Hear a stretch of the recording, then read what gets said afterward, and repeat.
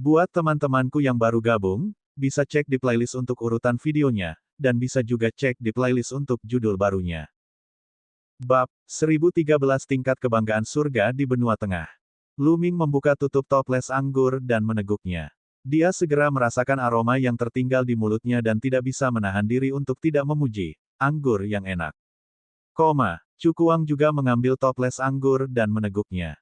Kemudian, dia melihat ke arah Lu Ming dan berkata, "Saudara Lu, kamu tidak menggunakan kekuatan penuhmu dalam pertempuran hari itu, bukan?" "Saudara Chu, apa yang membuatmu berpikir begitu?" Lu Ming tersenyum dan tidak memberikan jawaban langsung. Cukuang berkata, "Saya merasa jika saya terus berjuang, saya pasti akan kalah. Apalagi saya akan kalah telak. Oleh karena itu, saya mengaku kalah agar tidak mempermalukan diri sendiri." Haha. Lu Ming tersenyum tipis dan tidak berkomentar. Tentu saja, dia belum menggunakan kekuatan penuhnya saat itu. "Saudara Lu, kamu bukan dari Benua Tengah, kan?" Cukuang tiba-tiba berkata. Jantung Lu Ming berdetak kencang dan matanya berbinar. "Saudara Chu, apa yang membuatmu berpikir begitu?" "Itu hanya tebakan acak. Setiap kali ada pertempuran Providence, semua pahlawan di dunia akan diberangkatkan. Mereka tidak akan melewatkan kesempatan ini. Saudara Lu, kamu sangat berbakat, tapi aku belum pernah melihatmu di pertempuran Providence. Saya hanya penasaran. Jadi menurutku Saudara Lu mungkin adalah seorang jenius tiada taraf dari wilayah Tandus Timur, Dataran Utara, atau wilayah bawah selatan." Chu Kuang tertawa. "Saudara Chu, kamu terlalu banyak berpikir. Saya telah berkultivasi di pegunungan selama ini, jadi saya melewatkan pertempuran Providence," kata Lu Ming. "Haha, Saudara Lu, jangan terlalu banyak berpikir. Saya hanya bertanya. Saya suka berteman dengan semua pahlawan di dunia, terutama yang seperti Saudara Lu. Tidak peduli dari mana asalmu, aku pasti akan berteman denganmu. Silakan." Cukuang mengangkat toples anggur dan berkata. Lu Ming juga mengambil toples anggur dan meneguknya. Kata-kata Cukuang sepertinya tidak salah. Dia hanya bertanya dengan santai. Memang benar demikian. Pertarungan keberuntungan karma telah berakhir, namun kejeniusan seperti itu tiba-tiba muncul. Semua orang penasaran. Namun, Lu Ming tidak terlalu khawatir karena tubuh keduanya berada di Gunung Yin dan Yang. Dia kadang-kadang muncul selama periode waktu ini. Di Yi dan Kaisar bela diri tidak akan curiga bahwa Lu Ming akan muncul di Benua Tengah. Lagi pula, teknik terlarang kembar itu terlalu aneh. Tidak ada yang akan percaya jika mereka tidak melihatnya dengan mata kepala sendiri. Selain itu, Lu Ming tidak mengungkapkan banyak garis keturunan khasnya di Benua Tengah, juga tidak menunjukkan tanda-tanda letusan garis keturunan naga. Tidak ada yang akan curiga bahwa dia adalah Lu Ming dari timur yang mandul. Keduanya minum dan mengobrol santai. Lu Ming juga menggunakan kesempatan ini untuk bertanya kepada Cukuang tentang situasi spesifik kekuatan besar di Benua Tengah. Di Benua Tengah, ada total 18 kekuatan Tuan, baik manusia maupun iblis. Mereka masing-masing menduduki wilayah timur yang luas dan tandus. Setiap pasukan Tuan memiliki seorang kaisar yang bertanggung jawab dan sangat kuat. Di bawah 18 pasukan Tuan, ada banyak kekuatan kuat lainnya. Beberapa dari mereka sangat kuat dan dipimpin oleh Yang Maha Tinggi. Lu Ming menghela nafas pada dirinya sendiri. Benua Tengah memang kuat. Wilayah tandus di bagian timur tidak dapat dibandingkan dengannya. Dia bertanya-tanya seberapa kuat dinasti suci kuno di Benua Tengah ketika mereka menang.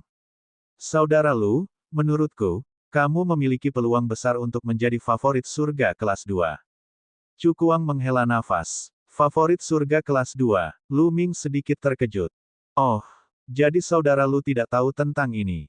Di Benua Tengah, para ahli kebanggaan surga tertinggi dibagi menjadi 3 tingkatan. Saya ahli kebanggaan surga kelas 3, dan di Sekte Gunung Terapung, hanya ada 3 ahli kebanggaan surga di atas kelas 3. Yang lain seperti Yang Chong dan Hai Ziming yang pernah kamu lihat sebelumnya bahkan belum duduk di kelas 3. Chu Kuang menjelaskan. Saudara Chu hanyalah favorit surga kelas 3. Lu Ming diam-diam terkejut. Bakat Chu Kuang pasti tidak kalah dengan Blood Sword One dan Ao Tu dari Ismandul. Namun, dia hanyalah favorit surga kelas 3. Jika dia adalah favorit surga kelas 2 atau bahkan kelas 1, betapa menakutkannya hal itu. Itu benar, saya hanya favorit surga kelas 3, Dan di Sekte Gunung Terapung, hanya generasi muda pertama yang dapat dianggap sebagai favorit surga kelas 2.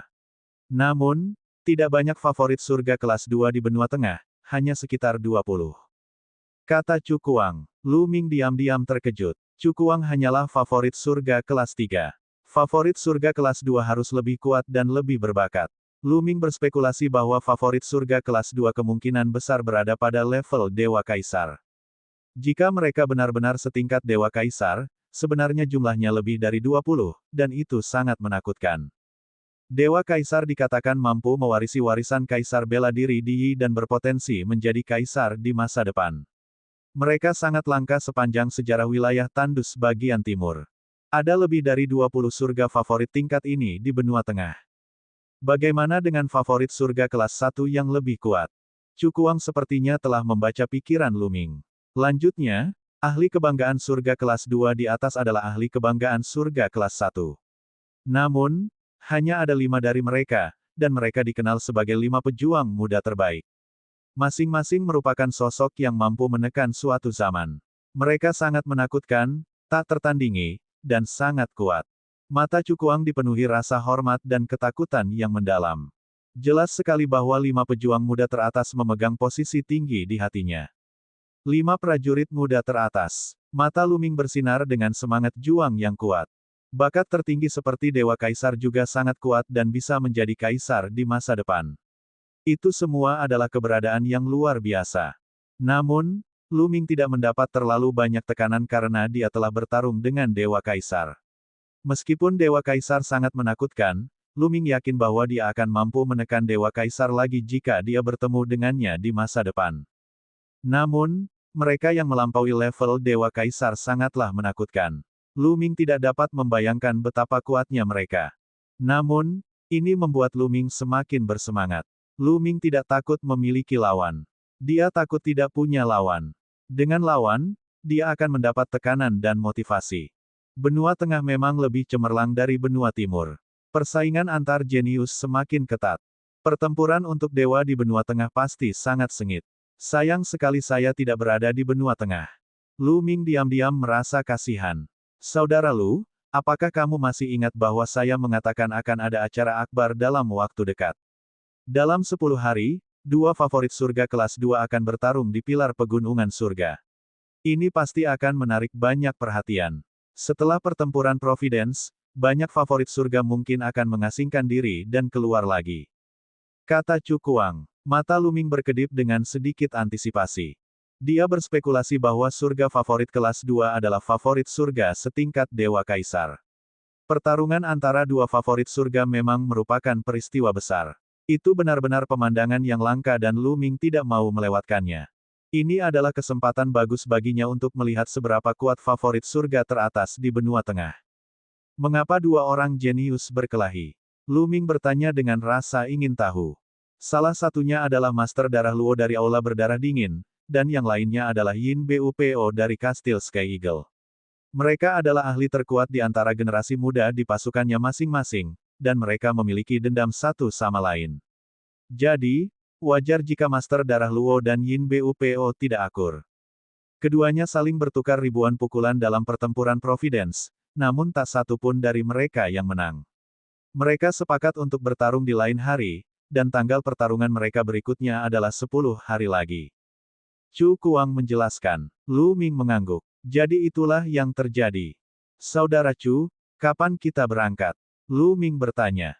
Kita bisa segera pergi. Namun sebelum kita pergi ke Gunung Tiang Langit, saya harus kembali ke Gunung Terapung. Kakak Lu, apakah kamu berani pergi bersamaku? Petik 2. Kata Cukuang. Kenapa tidak? Lu Ming tersenyum.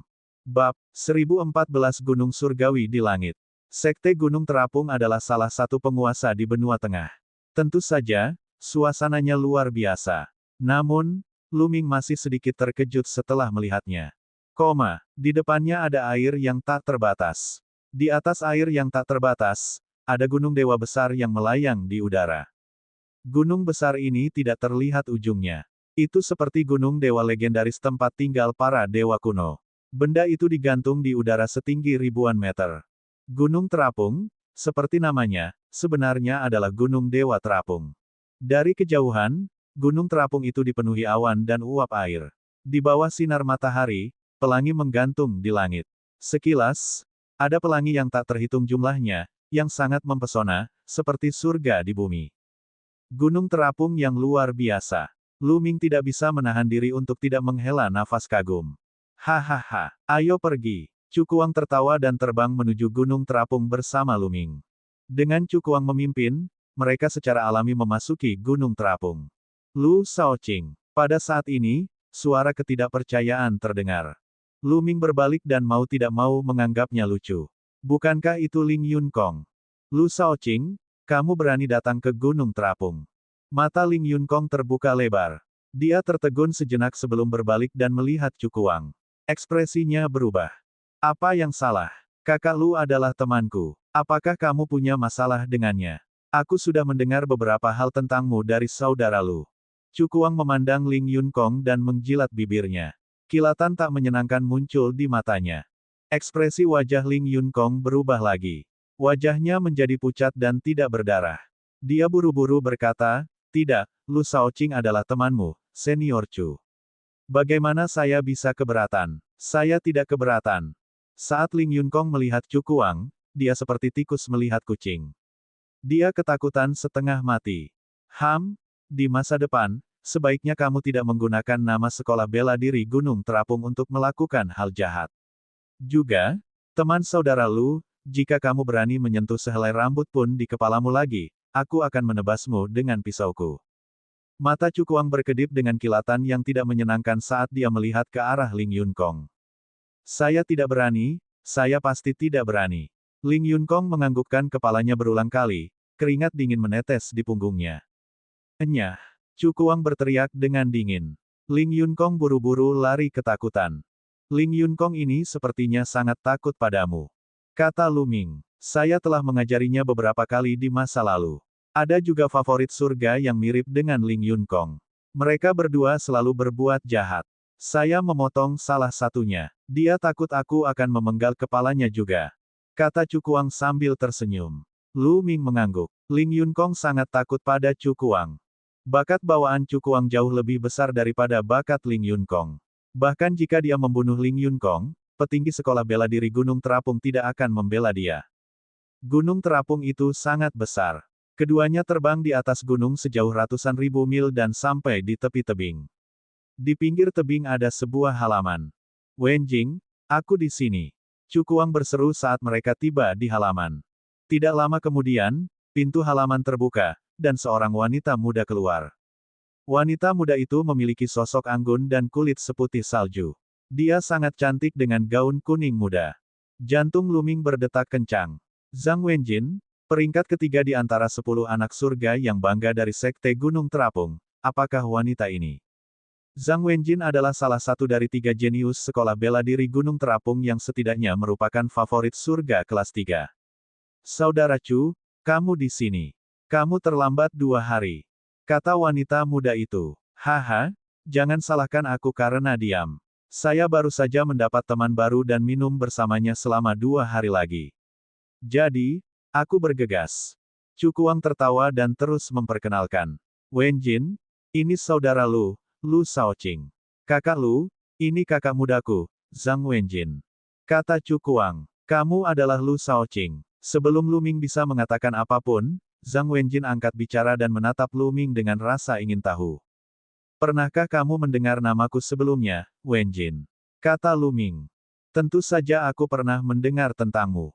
Anda menekan Ling Yunkong dan mengalahkan Hai Ziming. Sekarang, berita tersebut telah menyebar ke seluruh sekolah bela diri Gunung Terapung. Bagaimana mungkin saya tidak tahu? Petik 2. Zhang Wenjin tersenyum. Haha, saya yakin nama saudara Lu akan segera menyebar ke seluruh benua tengah. Cukuang tertawa. Zhang Wenjing sedikit terkejut. Tampaknya Cukuang sangat menyukai Lu Shaoqing. Jelas sekali, Zhang Wenjin belum pernah mendengar tentang pertarungan memperebutkan tahta teratai air murni. Jika ya, dia tidak akan begitu terkejut. Wenjing, ayo pergi. Ayo berangkat ke tiang gunung surga. Kata Cukuang. Tempat ini cukup jauh dari gunung permata surgawi, dan dia harus pergi secepat mungkin. Zhang Wenjin mengangguk. Kemudian, mereka bertiga terbang keluar dari Gunung Terapung dan menuju barat laut. Aula darah dingin terletak di sebelah utara Gunung Terapung. Itu adalah kekuatan Tuan yang dekat dengan Gunung Terapung dan Timur Tandus. Kastil Langit Elang berada di sebelah barat Aula darah dingin. Gunung Sky Pillar berada di tengah-tengah Aula berdarah dingin dan Kastil Sky Eagle, di barat laut Gunung Terapung. Jaraknya sangat jauh. Di bagian timur yang tandus, jaraknya setidaknya 50 wilayah. Jelas mustahil untuk menempuh jarak sejauh itu dengan terbang. Itu terlalu lambat. Mereka pertama-tama mengambil susunan teleportasi dan berteleportasi ke daerah dekat pilar pegunungan surga. Kemudian, mereka terbang menjauh. Tiang gunung langit adalah tanah tandus yang dikelilingi pegunungan. Mereka bertiga terbang selama beberapa hari sebelum tiba-tiba berhenti di depan hutan. Bau darah yang sangat kuat. Ekspresi Zhang Wenjin berubah. Wajah Luming dan Cukuang juga menjadi gelap. Mereka juga bisa mencium bau darah yang sangat kental. Bau darah datang dari gunung di sebelah kanan. Ayo pergi dan lihat. Cukuang adalah orang pertama yang terbang ke arah itu. Luming dan Zhang Wenjin mengikuti. Tak lama kemudian, mereka menemukan sumber bau darah tersebut. Di pegunungan, ada sebuah kastil batu. Itu adalah kota kecil dengan banyak orang yang tinggal di dalamnya, tapi sekarang, semua orang di sini sudah mati. Kota itu dipenuhi dengan mayat. Mereka bertiga mengalihkan pandangan mereka ke langit. Mereka memperkirakan tidak kurang dari 100.000 orang telah meninggal. Mereka telah menjadi mayat. Udara dipenuhi dengan ki darah. Pantas saja mereka bertiga bisa mencium bau darah dari jauh. Siapa ini? Dia benar-benar membunuh begitu banyak orang, kebanyakan dari mereka hanyalah orang biasa. Wajah Zhang Wenjin menjadi pucat. Ki darah di sini berkumpul dalam satu arah. Kata Luming. Dia mengamati dengan cermat dan menyadari bahwa ki darah di udara berkumpul dalam satu arah. Mungkinkah itu aula berdarah dingin? Petik 2. Mata Cukuang bergerak. Budidaya aula berdarah dingin sebagian besar berhubungan dengan darah. Namun, karena budidayanya yang sombong dan menakutkan, hal itu pernah menimbulkan ketidakpuasan dari kekuatan lain. Mereka telah bergabung untuk menekan hall yang berdarah dingin, dan mereka juga berjanji untuk tidak menyerang orang biasa. Namun kini, sebagian besar orang yang meninggal di sini adalah orang biasa. Mereka bertiga saling memandang dan perlahan berjalan ke arah berkumpulnya ki darah. Ada seseorang di sana. Zhang Wenjin mengirim pesan kepada keduanya. Di pusat kota, seorang pria parubaya berjubah merah darah sedang duduk bersila, dan bau darah membubung dari tubuhnya. Ki darah yang tak ada habisnya berkumpul ke arahnya dan memasuki tubuhnya. Teknik haus darah. Itu ahli dari hall berdarah dingin. Ayo pergi. Gumam Cukuang. Matanya menunjukkan sedikit keseriusan saat dia ingin mundur. Pada saat ini, pria parubaya berjubah merah darah tiba-tiba membuka matanya, dan niat membunuh yang dingin dan kejam meledak. Bab 1015 melawan Dewa Spiritual. 3 favorit surga dengan ki dan darah yang kuat. Haha, surga ada di sisiku. Mati. Pria parubaya berjubah merah darah mengulurkan tangannya dan mengepalkan tinjunya ke udara. Segera, 5 pita berwarna merah darah menyebar seperti 5 cambuk lembut dan bergulir ke arah ketiganya. Ledakan, ledakan, ledakan. Ketiganya meletus pada saat bersamaan. Cukuang mematikan 2 lampu pedang dingin ke arah 2 pita merah darah. Luming melemparkan seni surgawi penekan penjara dan memukul 2 pita berwarna darah dengan 2 telapak tangan secara berurutan. Zhang Wenjing, di sisi lain, menebas pedang ki berwarna biru langit dan bertabrakan dengan salah satu pita berwarna darah. 5 ledakan berturut-turut terdengar. Luming terpaksa mundur lebih dari 10 langkah. Cukuang berada dalam kondisi yang sama. Zhang Wenjin berada dalam kondisi yang lebih baik. Dia hanya terpaksa mundur 7 atau 8 langkah. Lagi pula, dia hanya berurusan dengan 1 pita. Seorang master alam dewa spiritual. Mereka bertiga berpikir pada saat yang sama, dan ekspresi mereka menjadi sangat serius. Untuk bisa mengusir mereka bertiga dengan serangan biasa, itu pasti sebuah eksistensi di alam dewa spiritual. Apa? Pria parubaya berjubah merah darah terkejut karena dia tidak membunuh Luming dan 2 lainnya dengan 1 serangan. Namun, dia sangat gembira setelahnya. Haha, kalian bertiga bisa dianggap favorit surga kelas 3. Ki dan darahmu kental. Membunuh. Pria parubaya berjubah merah darah tertawa dan melambaikan jarinya. 10 pita merah darah melilit Luming dan 2 lainnya. Pita ini kelihatannya ringan, tapi sangat kuat.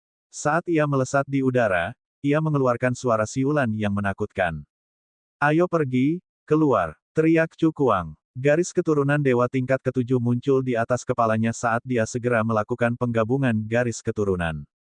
Dia tidak berani ceroboh di hadapan penguasa alam dewa spiritual, karena kecerobohan berarti kematian. Zhang Wenjin juga melakukan fusi garis keturunan. Lu Ming tidak menggunakan fusi meridian darah, tetapi dia juga mengeluarkan 3 semburan energi naga. Setiap serangan sangat menakutkan. Ledakan, ledakan. Ketiganya bergabung dan melancarkan serangan kuat, langsung menghancurkan 10 pita merah darah. Mereka bertiga hendak terbang menjauh. Ingin pergi. Sangkar darah. Pria parubaya berjubah merah darah masih belum bangun. Dia duduk di sana dengan menyilangkan kaki dan memukul dengan tangan terus-menerus. Segera, pita merah darah yang tak terhitung jumlahnya muncul di langit, membentuk sangkar yang terbuat dari pita merah darah, mengunci ketiganya di dalam. Mereka bertiga melakukan perlawanan. Sangkar berwarna merah darah itu bergetar terus-menerus, tetapi mereka tidak dapat memecahkannya untuk beberapa saat. Memotong. Pria parubaya berjubah darah itu berteriak dengan dingin. Dengan menjentikkan jarinya, 3 lampu pedang berwarna merah darah yang menakutkan menebas ke arah mereka bertiga.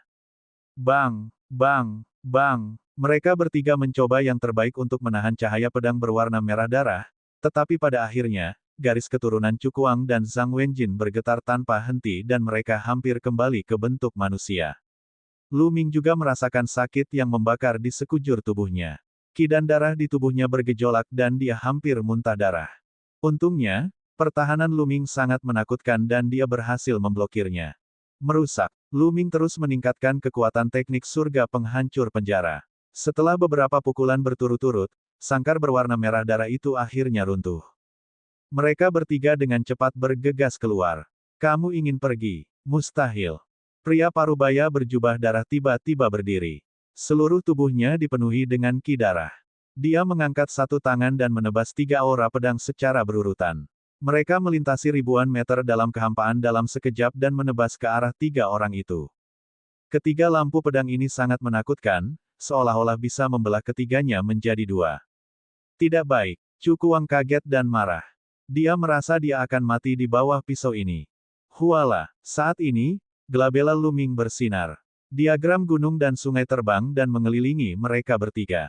Kemudian, ia terbang ke depan dengan cepat. Bang! Bang! Bang! 3 sinar pedang menghantam diagram gunung dan sungai tetapi gagal memisahkannya. Sebagian gaya diblokir oleh diagram gunung dan sungai, namun masih ada sebagian gaya yang melewati diagram gunung dan sungai dan menimpa Lu Ming, Cukuang, dan Zhang Wenjin.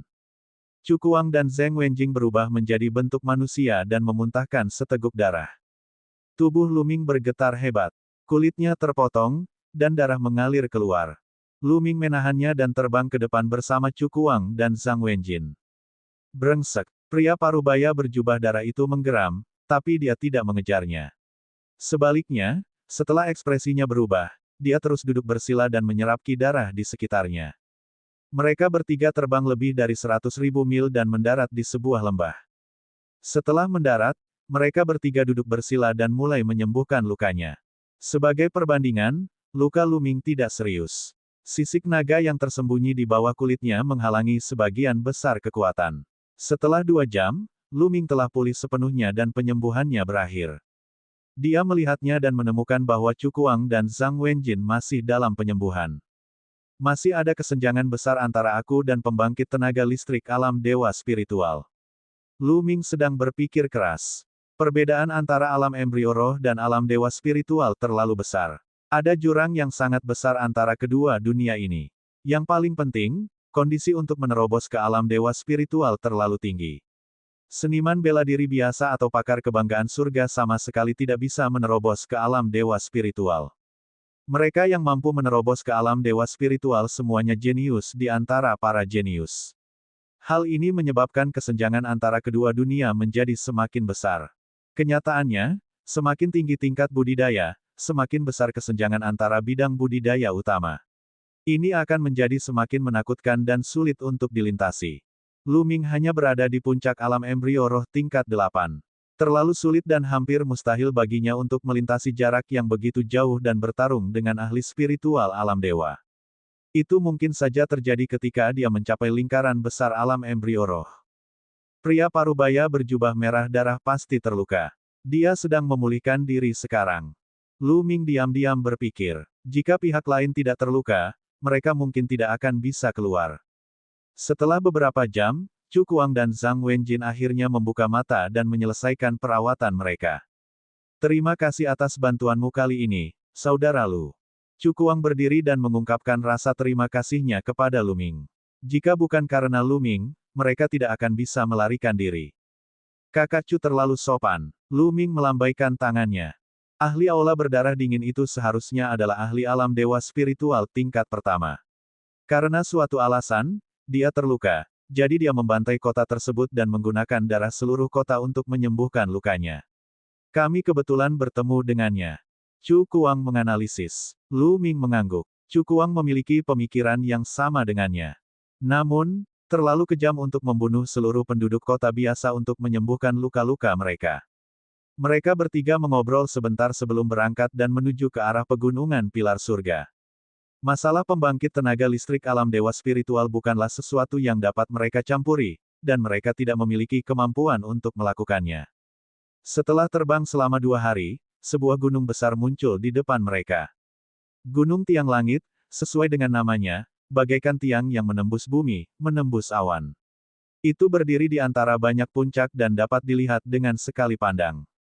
Legenda mengatakan bahwa pilar gunung surga adalah gunung raksasa yang terbentuk dari senjata seorang ahli agung kuno. Masih ada 2 hari sebelum pertarungan antara Sue Luozi dan Yin Bupo. Mereka bertiga menetap di kota kecil terdekat. Di kota kecil, orang-orang datang dan pergi, dan kota itu sangat ramai. Ini adalah pertarungan pertama antara jenius kelas 2 setelah pertarungan keberuntungan karma. Begitu banyak orang yang tertarik. Chu Kuang melihat sekeliling dan menghela nafas. Di kota kecil, orang-orang yang berjalan di jalanan semuanya ahli. Salah satu dari mereka memiliki budidaya di atas alam embrio roh, dan ada pria dan wanita dari segala usia. Jelas sekali bahwa mereka ada di sini untuk pertarungan antara 2 favorit surga. Bab 1016-5 Keindahan Besar Benua Tengah. Mereka bertiga menemukan penginapan untuk ditinggali dan menunggu pertempuran dimulai. Lu Ming memanfaatkan waktunya sebaik-baiknya untuk memahami konsep bumi sambil melatih inti dan konsep esensialnya pada saat yang bersamaan. 2 hari berlalu dalam sekejap. Setelah 2 hari, sosok yang tak terhitung jumlahnya terbang menuju pilar pegunungan surga. Lu Ming dan 2 lainnya berbaur dengan kerumunan dan tiba di dekat pilar gunung surga. Sesampainya di sana, mereka menyadari bahwa kawasan itu sudah dikepung manusia. Sekilas, jumlahnya tidak kurang dari 10.000 orang. Dari sini, orang bisa melihat pengaruh favorit surga kelas 2 di benua tengah. Benua tengah sangat luas, 7 hingga 8 kali luas benua timur yang tandus. Itu diisi dengan orang-orang berbakat dan ahli. Namun, di negeri yang begitu luas, ada berapa banyak jenius kelas 2 di sana? Di bawah 5 tiran muda adalah favorit surga kelas 2. Hanya ada 20 orang, dan jarang melihatnya. Dalam pertempuran Providence, kebanyakan orang tidak memenuhi syarat untuk menyaksikan pertempuran tersebut. Itu sebabnya banyak orang datang kali ini. Mereka semua ingin melihat tingkat apa yang telah dicapai oleh favorit surga kelas 2 dan tingkat mengerikan apa yang telah dicapai oleh kecakapan bertarungnya. Di tengah kerumunan, ada lelaki tua dan beberapa remaja belasan tahun. Para pemuda inilah yang paling bersemangat. Mereka adalah generasi muda dan telah melewatkan pertempuran Providence. Mereka ingin melihat betapa kuatnya para favorit surga yang setengah generasi lebih tua dari mereka. Hal ini akan memotivasi mereka. Begitu banyak ahli. Mata Chu Kuang menyapu kerumunan. Dia menemukan banyak favorit surga yang setara dengannya. Itu adalah favorit surga kelas 3. Ada juga beberapa yang bukan favorit surga kelas 3 tetapi tetap luar biasa. Misalnya Hai Ziming, Wu Kong, Ling Yun Kong dan Lu Ming dari Gunung Terapung. Bahkan ada beberapa tetua berdiri di langit, memancarkan aura yang menakjubkan. Mereka jelas merupakan eksistensi spiritual dari alam dewa. Pertarungan ini bahkan telah menarik perhatian para makhluk spiritual di alam dewa. Tiba-tiba, Ki Iblis melesat ke langit. Seorang pemuda berjubah hitam melangkah di udara dan menarik perhatian semua orang. Jun Yue dari Gunung Iblis. Seseorang berseru ketika melihat pemuda itu. Gunung Iblis Jun Yue juga ada di sini. Zhang Wenjin dan Chu Kuang juga berseru. Jantung Lu Ming berdetak kencang. Dia tidak bisa tidak melihat Jun Yue dengan hati-hati. Selama periode perjalanan ini, Lu Ming juga bertanya kepada Chu Kuang dan Zhang Wenjing tentang banyak hal mengenai benua tengah. Chu Kuang paling banyak berbicara tentang kebanggaan surga generasi muda. Lu Ming memiliki pemahaman tentang surga favorit di benua tengah.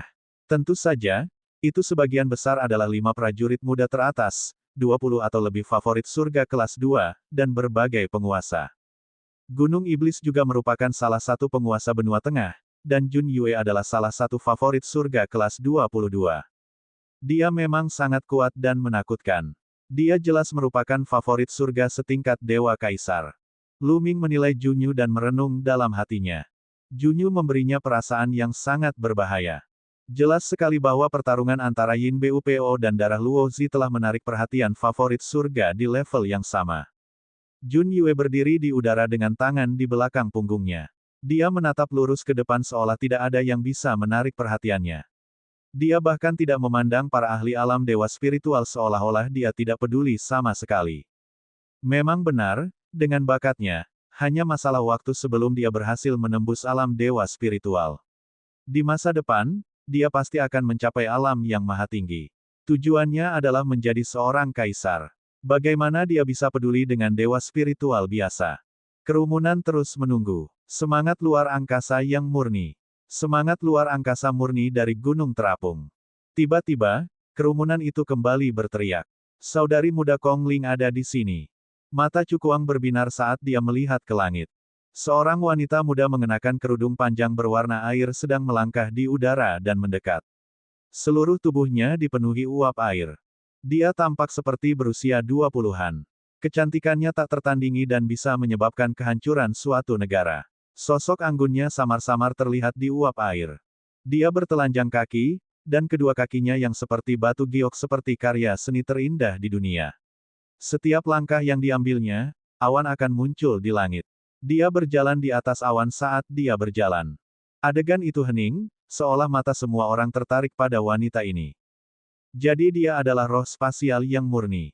Benar saja, kecantikannya tak tertandingi. Lu Ming tidak bisa menahan diri untuk tidak menghela nafas kagum. Chu Kuang menduduki peringkat kedua di Sekte Gunung Terapung, sedangkan favorit surga nomor 1 dari Sekte Gunung Terapung adalah Jing Conling. Dia adalah seorang wanita dengan bakat yang menakutkan.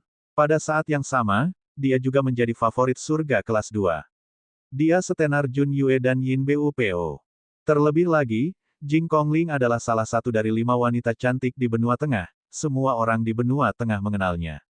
Selama beberapa hari terakhir, Chu Kuang dan Zhang Wenjin telah berkali-kali menyebutkannya kepada Lu Ming. Lu Ming sudah lama penasaran dengan keindahan yang tak tertandingi ini. Lu Ming mau tidak mau membandingkan semua wanita yang dia temui dengan roh yang murni dan halus. Dia menyadari bahwa hanya Xian Yanxing yang bisa dibandingkan dengan roh yang murni dan halus. Yang lainnya, seperti Mulan dan Qiu Yue, sedikit lebih rendah. Jing Conling, aku tidak menyangka kamu akan tertarik pada pertempuran ini. Tatapan Junyu akhirnya berpindah saat dia melihat ke arah Jing Conling. Cahaya menyala-nyala muncul di kedalaman matanya. Apakah kamu tidak datang juga? Void Spirit yang murni berbicara dengan lembut. Suaranya tenang dan ketika masuk ke telinga, memberikan perasaan yang sangat nyaman. Seolah mampu menenangkan hati yang gelisah. Sama seperti namanya, dia seperti peri halus, tidak ternoda oleh setitik pun debu. Saudara Jun, saudara perempuan Kong Ling, kamu datang lebih awal. Suara yang manis dan jelas terdengar. Tidak jauh dari situ, seorang wanita lain mengudara dan tiba. Wanita ini terlihat lebih muda dari Jing Conling, namun penampilannya tidak lebih buruk dari Jing Conling. Wajah kecilnya sedikit pucat, tapi dia memiliki kecantikan yang sakit-sakitan yang membuat orang ingin naik dan melindunginya. Dewi Lembah Kedokteran Raja, Tan Xiang.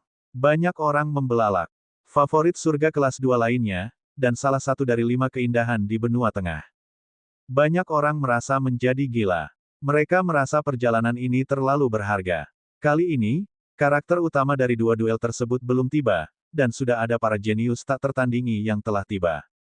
Bahkan 2 dari 5 keindahan benua tengah ada di sini. Itu sangat berharga, itu terlalu berharga. Banyak orang telah melintasi ratusan juta mil untuk melihat salah satu dari 5 keindahan yang luar biasa, tetapi mereka bahkan tidak bisa mendapatkannya. Saat ini, mereka dapat melihat 2 dari 5 keindahan luar biasa. Apa yang tidak sepadan? Peri Tan Xiang. Mata Cukuang juga berbinar saat dia menatap Dewi Tan Xiang seperti orang mesum yang bejat, menyebabkan Zhang Wenjin, yang berdiri di sampingnya, merasa sangat tidak senang. Faktanya, Zhang Wenjin juga memiliki kecantikan yang langka, tetapi dibandingkan dengan Jing Conling dan Dewi Tan Xiang, dia jauh tertinggal. Saudari Tan Xiang, mengapa kamu ada di sini? Void Spirit yang murni melangkah maju dan datang ke sisi Dewi Tan Xiang. Keduanya berdiri bersama. Hampir semua mata tertuju pada kedua wanita itu. Mata banyak orang menyala-nyala karena gairah, tetapi tidak ada yang berani menggoda atau bahkan memukulnya. Meski kedua wanita itu cantik, mereka juga ahli kebanggaan surga yang namanya menggemparkan dunia. Mereka sangat menakutkan. Siapapun yang berani menggoda mereka akan mati tanpa mengetahui bagaimana mereka mati. Hahaha, aku tidak menyangka kedua peri itu akan datang. Yin ini benar-benar tersanjung. Terdengar tawa keras. Di kejauhan, sambaran petir menyambar. Saat berikutnya, seorang pemuda dengan pakaian bulu ungu muncul di puncak gunung Sky Pillar. Pemuda ini memiliki mata yang dingin, hidung bengkok, dan mata yang sangat tajam yang bersinar seperti kilat. Yin Bupo. Seseorang memanggil nama orang tersebut. Akhirnya, salah satu dari 2 orang dalam pertempuran hari ini muncul. Bab 1017 Pertarungan antara favorit surga kelas 2. Hehe, Yin Bupo, kenapa kamu tidak bercermin? Menurutmu kedua peri itu datang mencarimu. Petik 2. Dari arah lain, terdengar cibiran. Dengan kilatan cahaya merah darah, seorang pemuda berjubah merah darah muncul di sisi lain pilar gunung surga. Wajah pemuda ini sedikit pucat, namun dia sangat tampan dan menampakkan kesan feminim. Tuan Sueluo, kamu terlihat seperti setengah mati. Apakah kedua peri di sini ingin menemuimu? Petik 2. Yin Bupo mencibir. Masing-masing dari 5 keindahan di benua tengah tidak hanya cantik tetapi juga berbakat. Tentu saja, mereka memiliki pelamar yang tak terhitung jumlahnya, termasuk banyak favorit surga kelas 2 dan bahkan 5 taipan muda. Ada rumor sebelumnya bahwa Yin Bupo dan darah Luo Zi sama-sama pelamar Dewi Tan Xiang. Saat ini, 2 favorit surga tiba. Mata semua orang akhirnya beralih dari Jing Conling dan Dewi Tan Xiang ke Yin Bupo dan Master Sueluo. Hari ini, keduanya akan terlibat dalam pertempuran yang mengguncang dunia. Lu Ming juga melihat mereka berdua. Apakah pakar kebanggaan surga kelas 2 di benua tengah berada pada level yang sama dengan Dewa Kaisar akan segera diketahui. Yin Bupo, kamu berhasil melarikan diri dengan nyawamu di pertempuran terakhir di Providence. Hari ini, aku akan membunuhmu sepenuhnya. Sueluo Zi mencibir. Haha, hanya kamu. Kaulah yang akan mati hari ini. Yin Bupo mencibir. Dia menjerit panjang dan berubah menjadi elang besar yang saleh. Elang yang saleh ditutupi dengan kekuatan petir yang menakutkan. Yin Bupo bukanlah manusia, melainkan iblis. Kastil Sky Eagle adalah kekuatan klan iblis. Kebanyakan dari mereka adalah semua jenis binatang iblis tipe elang. Tentu saja, ada juga banyak binatang iblis tipe burung lainnya, tetapi kebanyakan dari mereka adalah binatang iblis tipe elang. Dikatakan bahwa penguasa kastil langit elang adalah kaisar elang yang kuat. Yin Bupo memiliki garis keturunan binatang dewa, elang suci guntur yang misterius, dan konsentrasi garis keturunannya sangat mengejutkan. Ledakan. Meski Sueluo Zi berbicara dengan santai, dia tidak berani meremehkan lawannya. Auranya meledak dan cahaya merah darah melonjak ke langit. Membunuh. Yin Bupo meraung dan mengepakkan sayapnya. Kekuatan guntur yang mengerikan berkumpul dan berubah menjadi pedang guntur, menebas darah Luo Zi. Pisau surgawi sungai darah. Sueluo Zi mengepalkan tangannya di udara. Cahaya darah tak berujung berkumpul dan berubah menjadi pedang panjang berwarna merah darah. Dia berteriak dan menebas. Cahaya pedang berwarna merah darah menebas dan kekosongan beriak seperti air. Itu bertabrakan dengan pedang petir. Ledakan, ledakan, ledakan. Pedang Qi dan pancaran pedang menyapu ke segala arah. Banyak kultivator yang lebih lemah terkejut dan mundur. Lu Ming, Chu Kuang, dan Zhang Wenjin berdiri diam dan mengamati pemandangan itu dengan cermat. Yin Bupo dan Sue Luozi bertukar lusinan gerakan dalam sekejap mata. Darah Luozi, aku tidak bertemu denganmu selama lebih dari setengah tahun. Anda belum banyak mengalami kemajuan. Yin Bupo mencibir. Ini lebih dari cukup untuk menekanmu. Sue Luozi mencibir. Apakah begitu? Yin Bupo mencibir. Dia mengepakkan sayapnya dan mendesis panjang. Darah di tubuhnya mendidih, dan langit dipenuhi kilat. Petir yang tak berujung sepertinya memenuhi langit. Bas! Sayap Yin Bupo sepertinya telah berubah menjadi bilah petir, memotong segalanya dan menebas darah Luozi. Dunia yang haus darah. Sue Luozi menangis panjang. Ki darahnya melonjak ke langit, dan penutup cahaya darah setengah lingkaran menyebar. Kekuatan melahap yang mengerikan menyebar. Bahkan dari kejauhan, banyak orang bisa merasakan darahnya bergejolak seolah-olah akan meninggalkan tubuhnya. Teknik haus darah Hall yang berdarah dingin. Wajah Chu Kuang serius. Ekspresi Lu Ming berubah. Dia merasa bahwa teknik haus darah ini agak mirip dengan kekuatan melahap 9 naga. Namun, teknik haus darah hanya menargetkan darah dan jauh lebih tidak mendominasi dibandingkan kekuatan melahap 9 naga.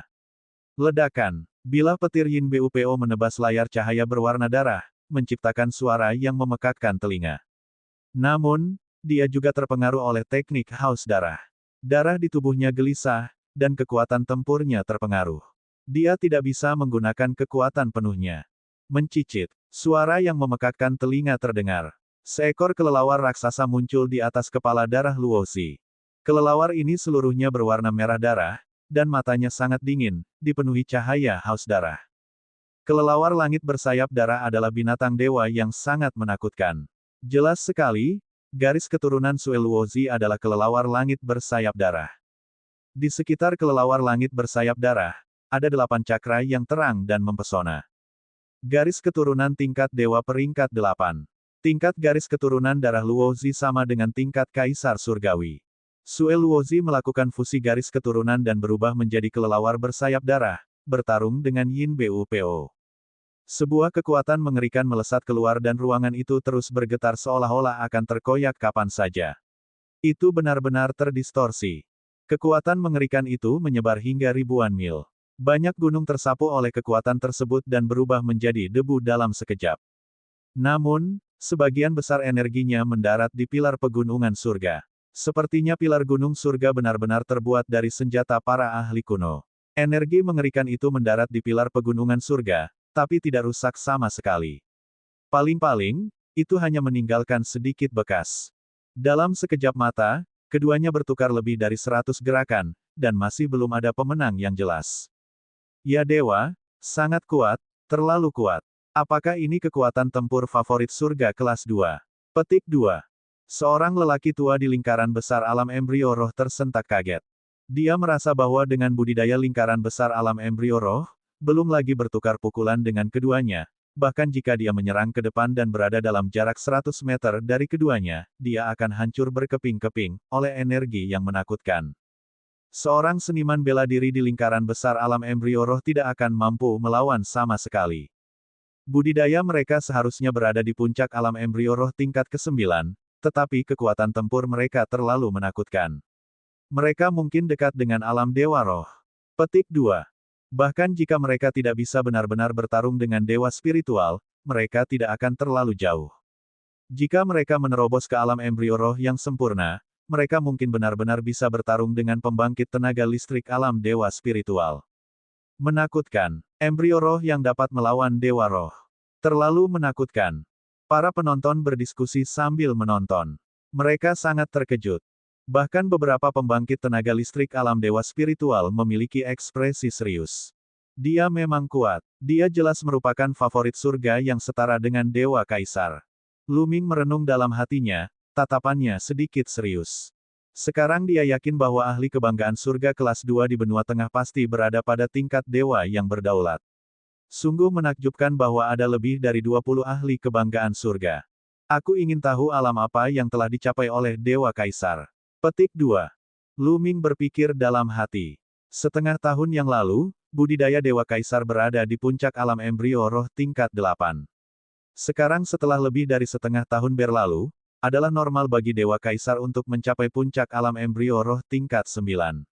Bahkan mungkin baginya untuk mencapai alam embrio roh yang sempurna. Jika mereka bertemu, dia akan tetap menjadi musuh besar Lu Ming. Dengan kekuatan tempurku saat ini, apakah aku cocok untuk mereka? Lu Ming diam-diam mengukur kekuatan tempurnya. Dalam Perang Providence, Lu Ming telah menekan Dewa Kaisar dengan menggabungkan prasasti Dao dan prasasti Dao. Namun, Dewa Kaisar tidak dikalahkan secara sepihak. Sekarang jalur pemurnian dan seni bela diri Lu Ming dipisahkan, kekuatan tempurnya sedikit lebih lemah. Namun, dibandingkan dengan pertempuran Providence, Lu Ming telah mengembangkan konsep air. Penggabungan 5 jenis konsep memiliki kekuatan yang menakjubkan, jauh lebih kuat dari 4 jenis konsep. Bahkan tanpa prasasti Dao, kekuatan tempur Lu Ming masih kuat. Dia yakin bisa menekan lawannya dalam pertarungan di level yang sama.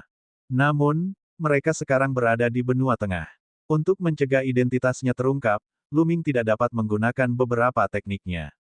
Dia juga tidak bisa melepaskan kekuatan naganya sepenuhnya, yang sangat mengurangi kekuatan tempurnya. Selain itu, budidaya Lu Ming saat ini hanya berada di puncak alam embrio roh tingkat 8. Jika dia bertemu dengan darah Luozi atau Yin Bupo, dia tidak akan menjadi tandingan mereka. Saya harus meningkatkan kultivasi saya sesegera mungkin.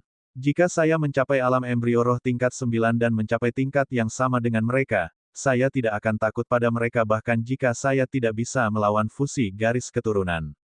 Lu Ming terus berpikir. Bab 1018 Alam Embrio Roh Tingkat 9. Langit dan bumi bergetar terus-menerus. Setengah dari langit dipenuhi dengan petir sementara separuh lainnya dipenuhi dengan kidarah. Petir dan lampu merah darah terus berbenturan dan berbenturan. Tidak ada yang bisa melihat sosok Yin Bupo dan Sue Luozi sama sekali. Mereka hanya bisa melihat cahaya dan bayangan yang saling terkait. Pertempuran ini berlangsung selama 2 jam. Cahaya petir dan darah di langit menghilang pada saat bersamaan. Dua sosok berdiri di satu sisi langit, terengah-engah. Mata mereka tajam dan serius saat mereka saling menatap. Itu hasil imbang. Konon dalam pertarungan Providence, keduanya bertukar ribuan jurus dan berakhir imbang. Hari ini, hal yang sama terjadi. Darah Luozi, aku tidak menyangka kamu memiliki beberapa keterampilan. Anda beruntung hari ini. Yin Bupo berkata dengan dingin. Seharusnya aku yang mengatakan itu. Aku akan menyelamatkan hidupmu hari ini.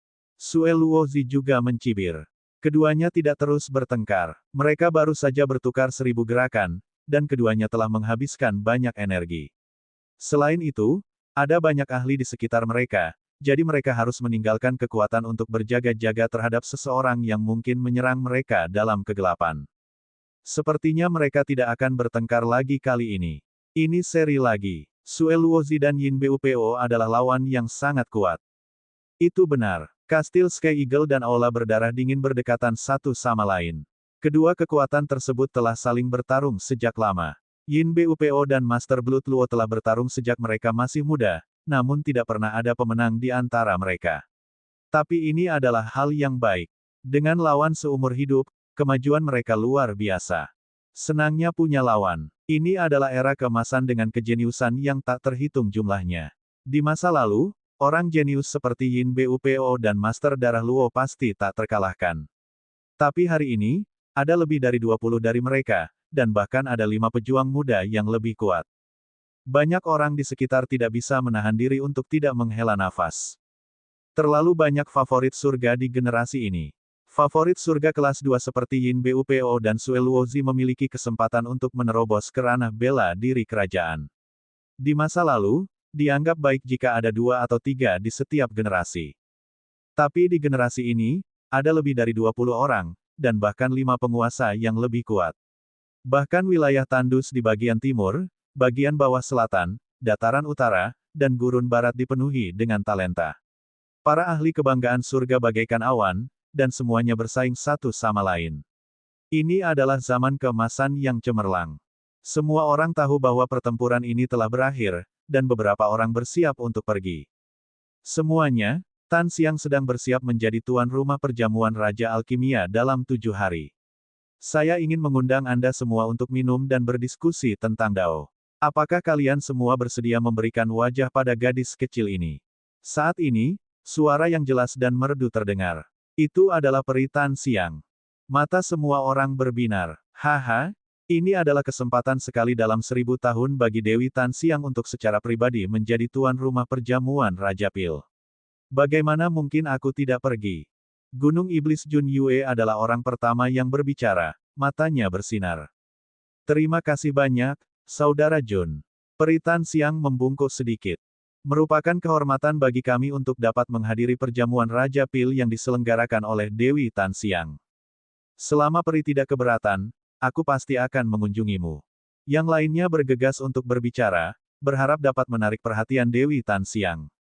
Kalau begitu adik perempuan ini berterima kasih semuanya, adik perempuan ini akan pergi dulu. Setiap orang dapat tinggal di kota Pil untuk sementara waktu, dan menuju ke Akademi Raja Pil dalam 7 hari. Setelah mengatakan itu, peri Tan Xiang membungkuk sedikit, lalu melangkah ke udara dan pergi. Setelah itu, Jing Kongling pun berbalik dan pergi, seperti peri di awan. Yin Bupo, kita akan bertarung di lain hari. Sue Luozi berubah menjadi seberkas cahaya darah dan pergi. Yin Bupo tertawa dingin dan juga pergi. Setelah itu, yang lainnya pun bubar. Saudara Chu, apa itu jamuan pil raja? Lu Ming bertanya pada Chu Kuang. Orang-orang di lembah ahli pengobatan semuanya adalah alkemis yang terutama memurnikan pil. Pil dari lembah ahli pengobatan terkenal di seluruh dunia, dan beberapa pahlawan lembah ahli pengobatan yang luar biasa akan, dari waktu ke waktu, melelehkan pil yang paling mereka banggakan menjadi anggur berkualitas dan mengundang para pahlawan dunia, untuk datang dan mencicipi, serta berteman dengan para pahlawan dunia. Jadi, meskipun lembah para ahli pengobatan bukanlah kekuatan Tuan saat ini, pengaruhnya masih sangat menakutkan. Chu Kuang menjelaskan. Lu Ming mengangguk. Tradisi ini sangat istimewa. Ayo pergi ke kota Pil dulu. Institusi Raja Pil ada di kota Pil. Kata Chu Kuang. Segera, ketiganya terbang menuju kota Pil. Dalam perjalanan, Lu Ming belajar lebih banyak tentang lembah para ahli pengobatan. Lembah para ahli pengobatan pernah menjadi kekuatan Tuan di masa lalu, tapi sekarang, karena mereka tidak memiliki kaisar yang bisa mempertahankan benteng, mereka telah turun dari tahta kekuatan Tuan. Namun, kekuatan mereka masih sangat menakutkan dan tidak bisa dianggap remeh. Ada lebih dari satu seniman bela diri tertinggi di lembah para ahli pengobatan, dan mereka pandai dalam alkimia dan memiliki hubungan baik dengan kekuatan besar. Potensi mereka bukanlah hal kecil. Kota alkimia dibangun di sekitar lembah para ahli pengobatan. Di sini sangat ramai dan ramai. Lembah para ahli pengobatan menjual semua jenis ramuan di sini dan juga membeli semua jenis ramuan spiritual dan bunga, sehingga menarik sejumlah besar kamar dagang untuk menjual dan membeli ramuan. Kota Pil tidak jauh dari pilar pegunungan surga. Hanya dalam setengah hari, ketiganya tiba di kota Pil. Begitu banyak ramuan roh, begitu banyak ramuan roh. Dandan muncul di bahu Lu Ming lagi, matanya melihat sekeliling. Di kedua sisi jalan kota, terdapat toko ramuan roh. Aroma obat yang kaya dari toko obat mujarab datang dari segala arah, yang membuat orang merasa segar. Pantas saja Dandan melihat sekeliling. Chu Kuang dan Zhang Wenjin melirik Dandan. Mereka menganggap penyu kecil ini cukup menarik. Saudara Chu, Nona Wenjing, bagaimana kalau kita mencari tempat tinggal? Kata Lu Ming. Lu Ming ingin mencari tempat untuk berkultivasi dalam pengasingan. Baiklah. Chu Kuang dan Zhang Wenjin mengangguk dan mereka bertiga menemukan penginapan untuk ditinggali. Di kamar penginapan, jantung Lu Ming berdetak kencang dan sosoknya menghilang. Hanya diagram gunung dan sungai yang tersisa mengambang di dalam ruangan. Dalam diagram gunung dan sungai, Lu Ming duduk bersila di puncak gunung. Dengan lambaian tangannya, tumpukan batu permata mentah muncul di sekelilingnya. Aku akan menerobos ke alam embrio roh tingkat 9 dengan Ori Rocks. Mata Lu Ming berbinar. Pakar dewa spiritual dari aula berdarah dingin telah membuat Lu Ming menyadari kesenjangan besar antara dirinya dan ahli dewa spiritual. Kali ini, dia berada di bawah banyak tekanan saat melihat pertarungan antara Sue Luozi dan Yin Bupo. Sekarang, dia mempunyai banyak batasan dan budidayanya tidak cukup tinggi. Jika dia bertarung melawan favorit surga seperti darah Luozi dan Yin Bupo, kemungkinan besar dia bukan tandingan mereka. Oleh karena itu, dia perlu segera meningkatkan kekuatannya. Awalnya, dia tidak berencana menggunakan batu permata mentah untuk meningkatkan budidayanya karena konsumsi batu permata mentah pasti akan sangat menakutkan. Dia tidak memiliki banyak batu permata mentah sekarang. Dia ingin menyimpannya sebagai cadangan, tetapi dia tidak terlalu peduli sekarang. Meningkatkan kekuatannya adalah hal yang paling penting. Mengaum, garis keturunan 9 naga muncul dan tertelan. Kekuatan melahap yang mengerikan meledak, menghancurkan puluhan ribu batu permata mentah. Ki asli yang agung dimakan oleh garis keturunan 9 naga dan mulai dimurnikan dengan cepat. Mengedarkan teknik naga perang yang sebenarnya, ki asal terus disempurnakan dan diubah menjadi esensi sejati. Esensi sejati berkumpul dalam embrio roh dan terus-menerus dipadatkan. Embrio roh menjadi semakin padat, dan ukurannya menjadi semakin kecil. Setelah memurnikan puluhan ribu batu permata mentah, puluhan ribu batu permata lainnya dimurnikan. Dalam sekejap mata, 3 hari telah berlalu. Dalam 3 hari, Luming telah memurnikan lebih dari 300.000 batu permata mentah. Segera, dengan kilatan tajam di matanya, dia terus menyempurnakan. 1 hari lagi berlalu dan dia telah memurnikan hampir 100.000 batu permata mentah.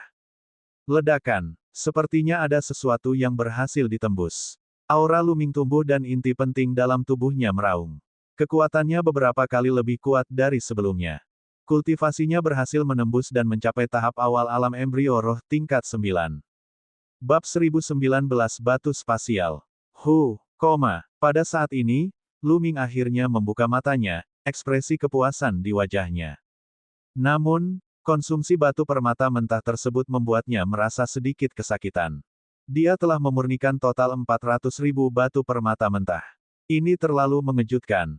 Namun, setelah budidayanya menerobos ke alam embrio roh tingkat 9, kekuatan tempur Luming telah meningkat dengan selisih yang besar.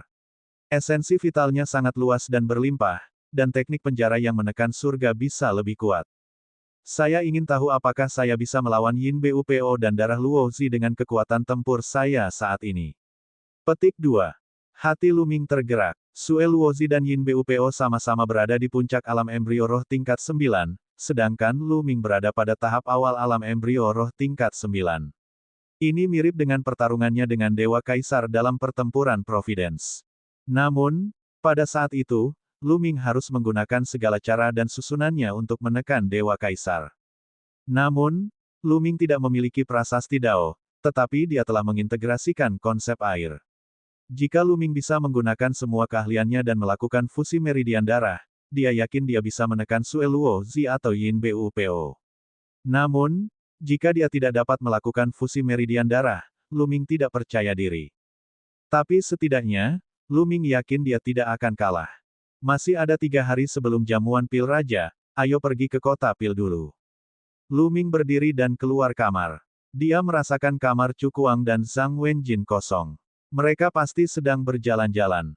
Kota pil seperti kota komersial besar. Ada toko-toko di mana-mana dan ada banyak sekali jenis ramuan dan pil spiritual. Itu membuka mata bagi Luming. Di beberapa toko, seseorang bahkan bisa membeli pil obat level 8, tetapi harganya sangat mahal. Di beberapa tempat, kios-kios didirikan. Pemilik kios akan menjual beberapa barang aneh. Beberapa mungkin merupakan harta langka, sementara yang lain mungkin hanya sampah. Tempat seperti itu disebut kawasan Taobao. Itu terutama merupakan ujian keberuntungan. Jika beruntung, mereka mungkin bisa membeli sesuatu yang bernilai tinggi. Tentu saja, seseorang juga harus memiliki penglihatan yang baik. Tempat ini telah menarik banyak orang. Ada banyak orang di jalan. Luming berjalan di antara kerumunan, memandang ke timur dan barat. Di bahunya, mata Dandan juga melihat sekeliling. Sesampainya di sini, Dandan menjadi bersemangat dan menyatakan bahwa dengan penglihatannya, tidak ada harta karun yang bisa lepas dari matanya. Sayangnya, dia tidak menemukan apapun setelah berkeliling. Hal-hal di sini aneh. Beberapa yang disebut ramuan roh hanyalah rumput liar di pinggir jalan dan digunakan untuk membodohi orang. Beberapa senjata roh yang ditinggalkan digunakan sebagai senjata pertempuran sejak zaman kuno. Beberapa orang bahkan mengambil beberapa batu dan mengatakan bahwa ada harta langka di dalam batu tersebut. Mereka juga dijual dengan harga tinggi. Sekali ini dijual, akan mendapat untung besar. Itu, Luming, batu giok ungu di depannya. Ya, batu giok ungu yang dibeli anak ayam itu. Membelinya. Ini sangat berguna. Lu Ming sedang melihat sekeliling ketika suara dandan tiba-tiba terdengar di telinganya. Dia terlihat sangat bersemangat. Semangat Lu Ming terangkat dan dia melihat ke depan. Dua wanita muda sedang berdiri di depan sebuah kios. Salah satu remaja putri sedang mengambil batu giok ungu dari pemilik kios. Giok ungu yang dandan bicarakan adalah yang ini. Batu giok ungu itu sangat biasa. Mungkinkah itu harta karun? Petik 2. Lu Ming terkejut. Anda tidak bisa dibandingkan dengan penilaian saya. Lu Ming, kamu pasti akan mendapat untung besar jika membelinya. Teriak dandan. Lu Ming tidak lagi ragu-ragu. Dia melangkah maju ke depan kios dan berpura-pura melirik sekilas ke batu giok ungu di tangan wanita itu. Dia berkata dengan santai, sepotong batu giok ungu ini lumayan. Saya bisa membelinya untuk membuat liontin giok untuk adik saya. Kakak ini, berapa harga batu giok ungu ini? Pemilik kios adalah seorang pria parubaya.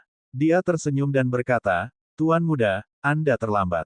Giok ungu ini baru saja dibeli oleh wanita ini. Kamu membelinya. Lu Ming merasa sangat disayangkan. Dia kemudian mengukur wanita muda itu. Wanita muda itu sangat cantik. Dia berusia 20-an dan bisa dianggap cantik langka. Di belakangnya, ada wanita lain. Dari penampilannya, dia seharusnya menjadi seorang pelayan wanita. Nona, bisakah kamu mengizinkan aku mendapatkan batu giok ungu ini? Lu Ming menangkupkan tinjunya dan berkata, Hei, Nyonya membeli batu giok ungu ini dulu. Kenapa dia harus membiarkanmu memilikinya? Pelayan di belakang wanita itu memanggil lebih dulu. Tidak apa, saya baru saja melihat batu giok ungu ini cukup indah dan ingin membelinya untuk dijadikan liontin batu giok untuk adik perempuan saya. Karena wanita muda ini yang membelinya terlebih dahulu, maka orang ini tidak akan mengambilnya. Lu Ming tersenyum, menangkupkan tinjunya, dan hendak pergi. Meski sayang untuk dilewatkan, Lu Ming tidak akan mengambilnya dengan paksa karena sudah dibeli. Tuan muda, mohon tunggu. Saat ini, wanita muda itu memanggil dan Lu Ming berhenti. Sebenarnya, saya hanya membeli batu giok ungu ini karena menurut saya kelihatannya bagus. Itu tidak banyak berguna bagiku. Karena kamu sangat menyukainya, aku akan memberikannya padamu. Wanita muda itu melangkah maju dan menyerahkan batu giok ungu itu kepada Lu Ming. Lu Ming agak terkejut dan tidak mengangkatnya. Berat, cepat terima. Jika tidak, kamu akan menyesal. Dandan terus-menerus mengirimkan suaranya ke Lu Ming. Lu Ming merenung sejenak dan mengulurkan tangan untuk mengambil batu giok ungu itu. Saya Lu Shaoqing. Terima kasih telah memberiku giok ini. Aku ingin tahu siapa namamu. Jika ada kesempatan di masa depan, aku pasti akan membalasmu atas giok ini. Saya Zhou Xin. Tuan muda Lu terlalu sopan. Wanita muda itu tersenyum. Jadi itu Nona Zhou. Nona Zhou juga ada di sini untuk berpartisipasi dalam perjamuan Raja Pil. Lu Ming bertanya. Itu benar. Sepertinya Tuan muda Lu memiliki tujuan yang sama denganku. Zhou Xin tersenyum dan melihat sekeliling. Setelah itu, mereka berdua mengobrol sebentar sebelum Lu Ming pergi. Ini karena dandan mendesak Lu Ming untuk kembali dan membelah batu giok ungu itu. Pasti akan ada kejutan. Nona, kenapa kamu memberikan batu giok ungu itu kepada anak itu? Setelah Lu Ming pergi, pelayan itu berkata dengan tidak senang. Gadis bodoh, tempat apa ini? Kali ini, ada beberapa talenta muda dari kota Pil yang datang untuk menghadiri jamuan makan tersebut.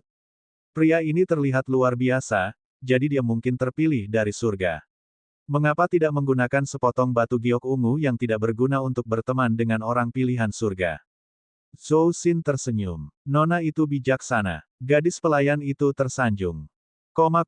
Segera, Lu Ming kembali ke penginapan. Setelah memasuki kamarnya, dia memasuki diagram gunung dan sungai. Telapak tangannya bersinar, dan batu giok ungu muncul di tangannya. Sepotong batu giok ungu ini tampak sangat biasa. Mungkinkah memang ada harta langka di batu giok ungu? Lu Ming, potong batu giok ungu ini. Hati-hati. Dandan menginstruksikan. Lu Ming mengulurkan jarinya. Inti esensialnya menyebar dan mengembun menjadi pedang tajam, perlahan-lahan memotong ke arah batu giok ungu. Batu giok ungu itu seukuran 2 kepalan tangan. Lu Ming memotongnya dengan hati-hati. Ketika dia setengah jalan, lingkaran cahaya putih susu menyebar. Benar-benar ada sesuatu di batu giok ungu itu. Mata Lu Ming berbinar. Dia perlahan-lahan memotong batu giok ungu di sekelilingnya, meninggalkan batu giok putih susu seukuran lengkeng di tangannya. Giok macam apa ini? Lu Ming sedikit penasaran. Sepotong giok ini terlihat biasa saja dan sama sekali tidak terlihat seperti harta karun langka. Berat, apakah batu dimensional dianggap sebagai harta karun langka? Dandan menyeringai. Apa? Ini adalah batu elemen penyimpanan. Mata Lu Ming membelalak. Bab 1020 mencuri obat. Lu Ming sangat gembira saat mengetahui bahwa itu adalah batu Nanyuan. Batu Nanyuan adalah harta karun yang sangat misterius karena dapat menyimpan yuan sejati seorang pejuang. Seorang pejuang hanya perlu memasukkan ki aslinya ke dalam batu penyimpanan yuan terlebih dahulu dan menyimpannya. Ketika mereka perlu menggunakannya, mereka dapat langsung menyerap ki yang sebenarnya dari batu penyimpanan yuan, karena itu pada awalnya adalah ki sejati milik prajurit itu, jadi tidak perlu mengubahnya, dan dapat digunakan secara langsung. Dengan cara ini, dia tidak perlu khawatir esensi sejatinya akan habis. Batu Nanyuan adalah harta langka bagi seorang pejuang. Terkadang, hal itu bisa menyelamatkan nyawa seseorang. Apalagi batu Nanyuan bisa digunakan dalam waktu lama. Jarang terlihat di pasaran, tapi begitu muncul, harganya pasti sangat mahal. Lu Ming tidak pernah menyangka akan ada batu Nanyuan di batu giok ungu. Saya ingin tahu apakah batu penyimpan yuan ini dapat menahan yuan saya yang sebenarnya. Lu Ming merenung. Ada batasan jumlah esensi sejati yang dapat disimpan oleh batu penyimpan energi yang berbeda. Mustahil bagi batu Nanyuan biasa untuk menyimpan esensi vital seorang raja. Jika esensi vital seorang raja dituangkan ke dalamnya, batu Nanyuan mungkin akan meledak. Jumlah yuan sebenarnya yang dapat disimpan oleh batu penyimpan energi berbeda-beda. Saya akan mencoba. Sambil memegang batu Nanyuan di tangannya, Lu Ming terus-menerus memindahkan inti esensialnya ke dalam batu Nanyuan. Seperti yang diharapkan, saat inti esensial memasuki batu Nanyuan, itu disimpan di batu Nanyuan. Dalam waktu singkat, inti esensial Lu Ming hampir seluruhnya terserap ke dalam batu Nanyuan. Senang sekali dia bisa menahannya. Lu Ming sangat gembira. Dengan cara ini, inti penting yang dapat digunakan Lu Ming telah meningkat pesat. Kekuatan teknik surga penekan penjara sekarang setara dengan teknik seni bela diri tingkat dewa tingkat rendah tingkat menengah. Jumlah esensi penting yang dikonsumsinya terlalu mengerikan. Lu Ming tidak berani melepaskan kekuatan penuhnya sebelumnya. Jika tidak, esensi vital dalam tubuhnya akan terkuras habis dalam sekejap. Namun, Lu Ming tidak takut sekarang. Bahkan jika dia terkuras sekaligus, dia dapat mengisi kembali inti esensialnya dalam sekejap dengan batu Nanyuan. Dalam hal ini, Lu Ming memiliki kartu truf tambahan. Sekarang dia menggunakan seluruh kekuatannya untuk melepaskan teknik penjara yang menekan surga, meskipun dia tidak bisa melepaskan kekuatan penuhnya, itu masih jauh lebih kuat daripada ketika dia hanya bisa melepaskan beberapa tingkat kekuatannya dengan hati-hati. Selanjutnya, Lu Ming mengeluarkan batu kasar itu dan mulai memulihkan inti esensialnya. Ketika esensi klasiknya telah pulih sepenuhnya, Lu Ming terus menyalurkan esensi klasiknya ke dalam batu Nanyuan. Dia meramalkan bahwa batu penyimpan energi ini harus mampu menahan esensi sebenarnya dari alam dewa spiritual tingkat pertamanya. Dengan kata lain, sebelum Lu Ming menerobos ke alam dewa spiritual tingkat kedua, batu Nanyuan ini akan menjadi kartu trufnya. Lu Ming hanya berhenti setelah dia menyalurkan inti esensialnya sebanyak 5 kali. Esensi klasik 5 kali setara dengan 5 kali esensi klasiknya, yang cukup untuk saat ini. Setelah dia memulihkan inti esensialnya, Lu Ming keluar dari penginapan. Masih ada 1 hari lagi sebelum dimulainya jamuan pil kaisar. Semakin banyak orang berkumpul di kota pil. Selain orang-orang yang telah menyaksikan pertarungan antara Yin Bupo dan darah Luo Zi, ada juga beberapa orang lain yang bergegas setelah mendengar berita tersebut. Tentu saja sebagian besar dari mereka berasal dari generasi muda. Karena yang menjadi tuan rumah perjamuan Raja Pil adalah Dewi Tan Xiang, wajar saja jika anak-anak muda berkumpul di sini. Tidak baik bagi generasi tua untuk bergaul dengan orang-orang muda ini. Lu Ming berjalan-jalan bersama Dandan, berharap menemukan sesuatu. Sayangnya, mereka tidak menemukan apapun setelah sekian lama. Lu Ming menertawakan dirinya sendiri. Dia tahu bahwa dia terlalu serakah. Dia sangat beruntung bisa mendapatkan batu Nanyuan terakhir kali. Dia tidak bisa tidak merasa menyesal terhadap Zhou Xin. Zhou Xinlah yang membelinya terlebih dahulu dan kemudian memberikannya kepada Lu Ming. Secara bertahap, Lu Ming berjalan ke utara kota Pil. Semakin sedikit bangunan di sini, dan sebaliknya, terdapat banyak bukit. Aku mencium wangi. Ini adalah wewangian obat yang kuat.